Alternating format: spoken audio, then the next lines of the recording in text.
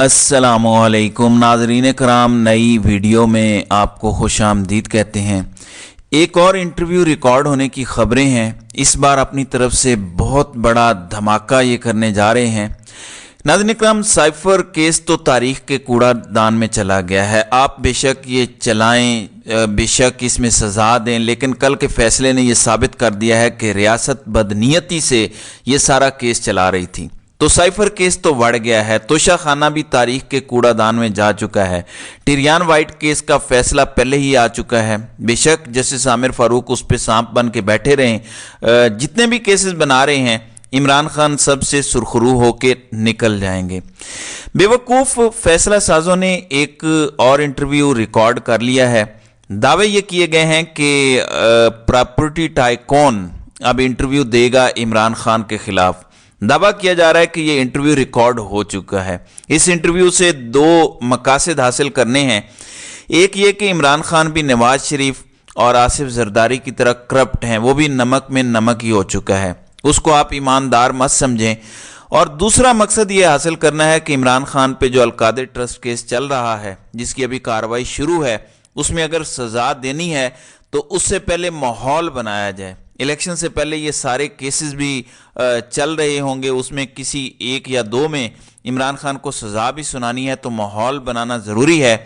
इसके लिए property tycoon, इससे बड़ा कौन हो सकता है जो कहेगा कि मेरे इतने मिलियन पाउंड पाकिस्तान आने थे और मुझे इमरान खान ने ब्लैकमेल किया, या वट एवर कहेंगे, बुशरा बीबी ने मुझसे ये लिया वो लिया, इसी तरह की कोई बातें करेंगे। तो इस तरह से इमरान खान को भी तकलीफ दी जा रही है और इमरान खान की किरदार कुशी भी की जा रही है। अब आप ज़रा इमेजिन करें कितनी बातें थीं जिन्हें आप सच समझते थे लेकिन असल में वो झूठ निकले। मसलन मुल्क को नवाज शरीफ और आसिफ जरदारी ने कंट्रोल किया हुआ है, ब्यूरोक्रेसी उनकी बात मानती है, इसीलिए फिर मजबूरी में इन लोगों को आगे आना पड़ता है। मार्शल भी मजबूरी में लगते हैं, लेकिन कौम को पता चला कि ऐसी बात नहीं है। इक़्तिदार तो हमेशा इन्हीं के पास था।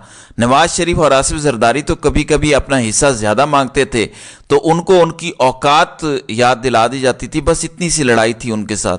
जब असल लड़ाई हुई तो देख लिया ना इनका असल रूप। इमरान खान से असल लड़ाई हुई है, क्योंकि वो तो ये कह रहा है कि इक़्तिदार पे आपने कब्जा क्यों किया हुआ है, ये तो अवाम का हक है, अवाम जिसको देंगे वोट उसका हक है। तो यहाँ से असल लड़ाई शुरू हुई, वरना पहले सब नूरा कुश्ती थी। आपको ये लगता था कि काजी फायज ईसा बड़े आइनी जज हैं, एंटी इस्टेब्लिशमेंट जज हैं, लेकिन अब पता चला कि नहीं, वो तो इन्हीं के साथी हैं। फिर जितने सहाफ़ी अपने आप को एंटी इस्टेब्लिशमेंट कहते थे पिछले 10, 12, 15 सालों में जिनकी शोहरत थी, वो सब पालशिए निकले, और जिनको कहा जाता था कि ये इस्टेब्लिशमेंट के लिए काम करते हैं, वो सब स्टैंड ले गए। उन सब ने गलत बात नहीं मानी। यानी हमें बताया जाता था कि कश्मीर का सौदा नवाज शरीफ करना चाहता है। बाद में पता चला कि कश्मीर का सौदा तो कोई और लोग करना चाहते थे। और इस बार भी इमरान खान ने मोदी को आने से रोका, वरना वो तो कश्मीर का सौदा करके मोदी को बुला रहे थे इस मुल्क में। फिर ये था कि सियासतदान इसराइल को तस्लीम करना चाहते हैं। पता चला कि इसराइल को तो कोई और तस्लीम करवाना चाहता था, और उसके लिए इमरान खान पे भी दबाव था, और जो लोग तस्लीम करने के लिए तैयार हैं उनको वापस इक़्तिदार में लाना चाहते हैं। तो कितने ही मिथ थे जो टूट गए हैं। मीडिया की आज़ादी, पाकिस्तान में जमहूरियत, कानून की बालादस्ती, आइन, ये सब मिथ टूट गए हैं। इसमें एक और मिथ भी था कि प्रॉपर्टी टाइकॉन सब कुछ कंट्रोल करता है, ताकतवर लोग भी उसके काने हैं, ये सब कंट्रोल करता है, जबकि ये दुरुस्त नहीं है। ये फ्रंट मैन है, और ये मुशर्रफ के दौर में असल में फ्रंट मैन बना। वहाँ से इसकी सही उठान और उड़ान शुरू हुई। इसको फ्री हैंड दे दिया गया कि कोड़ियों के बल जो है वो ज़मीनें लो, बनाओ और अयाशी करो, ये इसको हक दिया गया। और उसके बाद ये फ्रंट मैन बना। इसके ज़रिए सियासतदानों और ब्यूरोक्रेट्स को ख़रीदा जाता है, करप्ट किया जाता है, जिनकी फाइलें बनती हैं, वीडियोज़ बनती हैं। लेकिन ये फ्रंट मैन है, ये सबको कंट्रोल नहीं करता। लेकिन मैं तो सिर्फ उनकी अक्लों को सलाम करता हूं जो एक ऐसे शख्स का इंटरव्यू इमरान खान के खिलाफ ला रहे हैं जिनके बारे में उनकी अपनी अहलिया ऑन रिकॉर्ड कह चुकी हैं कि ये झूठ बहुत बोलते हैं, जो खुद ऑन रिकॉर्ड ये कहता है कि रिश्वत के बगैर पाकिस्तान में कोई काम नहीं हो सकता। ऐसे किसी बंदे के इंटरव्यू की क्या हैसियत होगी पाकिस्तानी अवाम में। ये तो ऐसे ही है कि आप नवाज शरीफ का इंटरव्यू करवा दें इमरान खान के खिलाफ, اور وہ کہے کہ مجھے عمران خان بلیک میل کرتا تھا، یا مجھ سے یہ چیزیں مانگی گئی تھیں، یا مجھ سے ہار مانگے گئے ہوں گے، یا یہ کیا تھا۔ وہ جو ایک آڈیو بھی لیک ہوئی تھی اس میں بھی اسی طرح کی ایک کہانی ڈالنے کی کوشش کی گئی تھی۔ تو اس طرح کی کوئی بھی کہانی ڈالی جا سکتی ہے۔ اب کیا عوام اس پر یقین کرے گی نہیں کرے گی؟ تو میں عقل مندوں کو یہ کہوں گا کہ خدا را کیوں اپنا سر دیوار سے مار مار کے توڑ رہے ہو، خود کو تباہ کر رہے ہو؟ بہتر یہ ہے کہ عوام کی مان لیں۔ عزت کا رستہ ہے، بھلائی کا رستہ ہے، پاکستان کی بہتری کا رستہ ہے۔ آخر کیا دشمنی ہو گئی ہے پاکستان سے، میں سمجھ نہیں پا رہا۔ یہ عمران خان سے دشمنی نہیں ہے، یہ جو کیا جا رہا ہے یہ سب پاکستان سے دشمنی ہے۔ کیا پاکستان کی قسمت میں صرف یہ فرنٹ مین رہ گئے ہیں، آصف زرداری اور نواز شریف نما فرنٹ مین، جن کی کوئی حیثیت نہیں ہے، کوئی انٹرنیشنل سٹینڈنگ نہیں ہے، دنیا جن کو نہیں جانتی، جو پاکستان سے باہر کہیں چلے جائیں واک کر رہے ہوں تو کسی کو پتہ نہیں ہوگا کہ یہ شخص کون ہے۔ میں چیلنج کرتا ہوں نواز شریف کسی بھی یورپین ملک میں چلا جائے واک کرے، کوئی بندہ اسے پہچان گیا تو پھر کہیے گا، سوائے پاکستانیوں اور انڈینز کے۔ لیکن یہی عمران خان کہیں چلا جائے آپ کو سینکڑوں ہزاروں لوگ کھڑے نظر آئیں گے اس کے آٹوگراف کے لیے، اور اسے لائنیں لگا کے ملنے کی کوشش کریں گے۔ تو آپ کس کا مقابلہ کس سے کر رہے ہو؟ آپ کو ہوش بھی کچھ ہے؟ کوئی عقل کے ناخن لو خدا کے بندو۔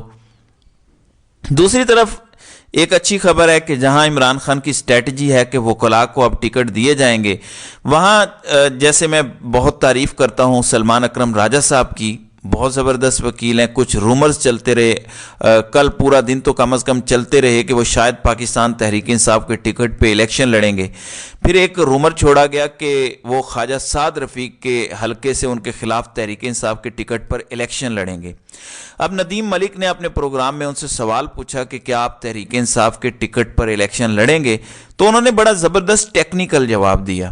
انہوں نے کہا کہ جب جبر ہو رہا ہو تو ریزسٹنس لازمی ہو جاتی ہے، خواہ وہ قانون کے محاذ پر ہو، خواہ سیاست کے محاذ پر، یہ لازم ہو جاتی ہے۔ پھر دوبارہ ندیم ملک نے سوال پوچھا کہ کیا آپ الیکشن لڑیں گے اور لاہور سے لڑیں گے، اس حلقے سے لڑیں گے؟ تو انہوں نے کہا کہ کوئی بھی چیز خارج از امکان نہیں ہے۔ یہ نہیں کہا کہ میں لڑوں گا، لیکن کہا کہ کوئی بھی چیز خارج از امکان نہیں ہے، کیونکہ اس ٹائم ریزسٹنس لازم ہو چکا ہے۔ آپ امیجن کریں کہ کس طرح کے لوگ اب سٹینڈ لینا شروع ہو گئے ہیں جو پولیٹکس میں نہیں تھے، کیونکہ انہیں سمجھ آ گیا ہے کہ پولیٹیشنز کو تو آگے بڑھنے نہیں دیا جا رہا۔ اور اگر میں عمران خان کی جگہ پہ ہوتا، اور اگر میری پارٹی جیت کے آئے تو سلمان اکرم راجہ کو میں وزیر قانون بناؤں اور ان سے کہوں کہ آپ نے کرمنل جسٹس سسٹم کے ریفارمز کرنے ہیں، کیونکہ ان کے آئیڈیاز مجھے بہت پسند ہیں۔ کچھ جو باتیں وہ کرتے ہیں اگر وہ آئیڈیاز امپلیمنٹ کر دیے جائیں تو پاکستان میں عدالتی نظام ٹھیک ہو سکتا ہے۔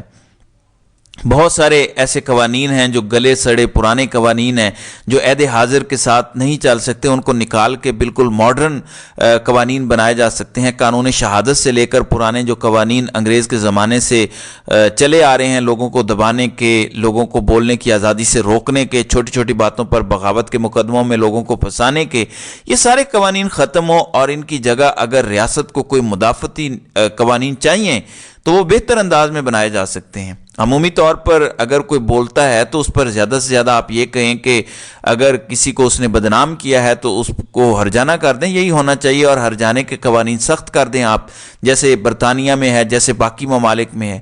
تو میرے خیال میں تو یہ بہت زبردست اسٹریٹجی ہے۔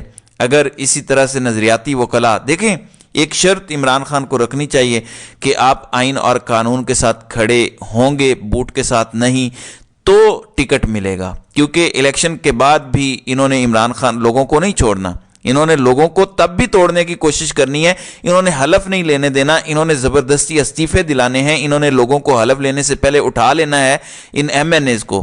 جو لوگ یہ سب برداشت کر سکتے ہیں، تگڑے رہ سکتے ہیں، جو جھکنے والے نہیں ہیں، جو ڈرنے والے نہیں ہیں، ان سب کو تگڑا ہونا پڑے گا، کھڑا ہونا پڑے گا۔ تو سلمان اکرم راجہ شاید پہلا قطرہ ہوں اور اس کے بعد لائن لگ جائے ایسے لوگوں کی جو واقعی نظریاتی قسم کے لوگ ہیں، جو چاہتے ہیں کہ اس ملک میں آئین اور قانون کی بالادستی ہو۔